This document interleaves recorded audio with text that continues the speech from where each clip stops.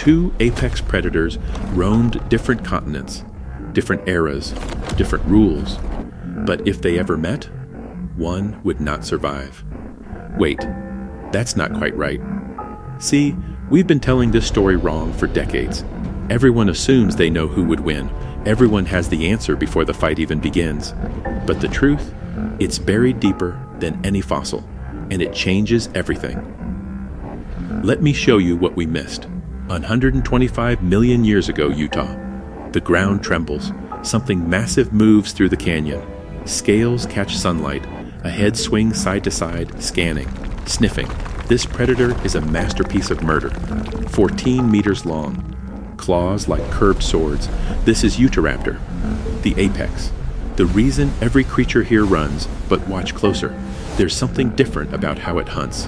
The way it moves, the way it thinks. This isn't just speed and teeth, this is calculation. Then there's Allosaurus. 155 million years ago. A different world, but same mission. Hunt or starve.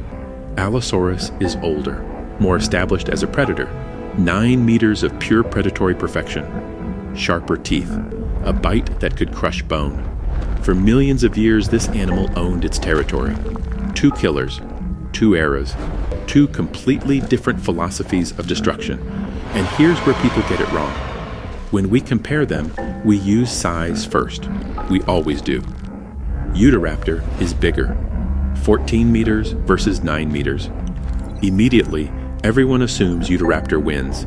Bigger equals stronger. Bigger equals better. That's how we think about violence. That's how we think about survival. But that assumption? It's built on something fragile. Because Allosaurus wasn't designed to fight bigger creatures. It was designed to orchestrate them. The dinosaur didn't hunt T-Rex style, crushing with pure strength. Allosaurus hunted like an assassin, like a coordinated strike. Teeth designed to tear, not crush. A flexible neck, yet here's the problem. The one thing we've only recently discovered changes this entire matchup. Utahraptor had something Allosaurus didn't. Those claws. Everyone knows about the claws. Everyone points to them and says, case closed, Utahraptor wins. Imagine a 12-centimeter claw. Curved, sharp. Designed to hook, tear, disembowel. Used in coordinated attacks. Used with intelligence. Allosaurus had none of this. For so long, we thought that was the deciding factor. One creature had a devastating weapon, the other didn't. Simple story. Clean ending.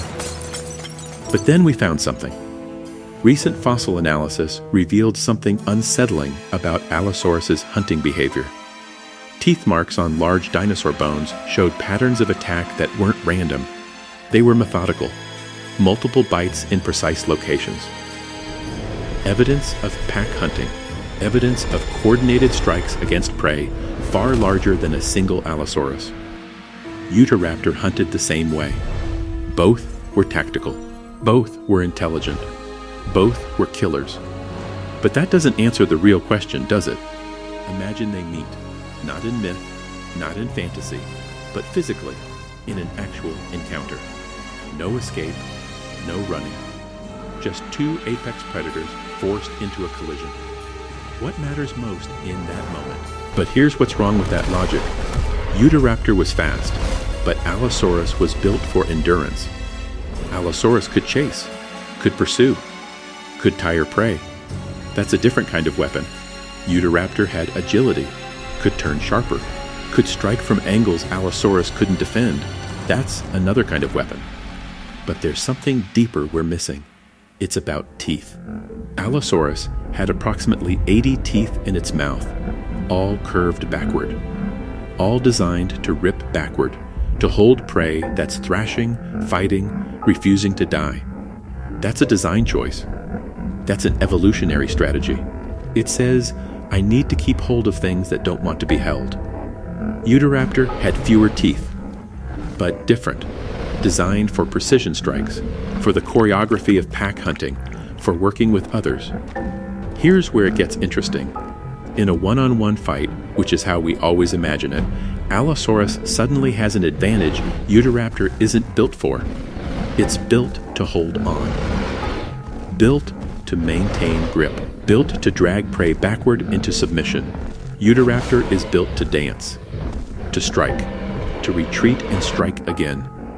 This is a matchup between two completely different fighting styles. The encounter begins. Utahraptor circles. This is its strength.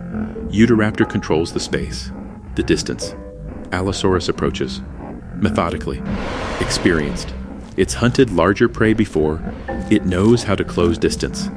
The first strike comes from Utahraptor, that claw, that terrible claw. It connects along Allosaurus's flank. Blood. Tissue. A response to the pain. Allosaurus doesn't retreat. It moves closer. This is where the design difference becomes critical. Allosaurus's teeth find something. An arm, a shoulder, it doesn't matter. And those backward curved teeth, they hold, they grip, they prevent escape. But Utahraptor has already learned something from that first strike. It won't make the same attack twice. The second claw strike goes lower, toward the legs, toward mobility, toward the foundation that Allosaurus uses to maintain its grip.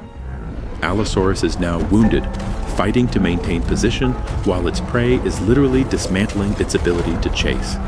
This is the real battle, not strength versus speed, but philosophy versus philosophy, holding on versus evasion, endurance versus precision. And this is where people get it wrong. Most documentaries end here. Most would declare a winner. But there's a detail. Something small. Something we almost missed. When scientists studied Utahraptor fossils more carefully, they found evidence of injuries. Healed injuries. Bite marks that suggested other Utahraptors. Injuries that healed badly. Awkwardly. This changes what a fight would actually look like. Utahraptor hunted in packs. Its entire being assumes backup, assumes others hunting with you. Without that, without the coordinated strikes from multiple angles, Utahraptor becomes something different, becomes vulnerable in a way its biology doesn't expect. But Allosaurus was built to hunt anything, whether that thing had backup or not. Allosaurus was the generalist, the solo operator, the assassin comfortable working alone. In a one-on-one fight, when Utahraptor's only real weapon is missing, Allosaurus suddenly stops being the underdog. Suddenly, the bigger creature isn't automatically winning anymore. The real question isn't who would win. The real question is something deeper. These creatures didn't evolve to fight each other. They evolved to survive in their own worlds, to dominate their own territories. And in those worlds, they both were unstoppable. Utahraptor in Utah was a god, untouchable, the dominant predator in its landscape.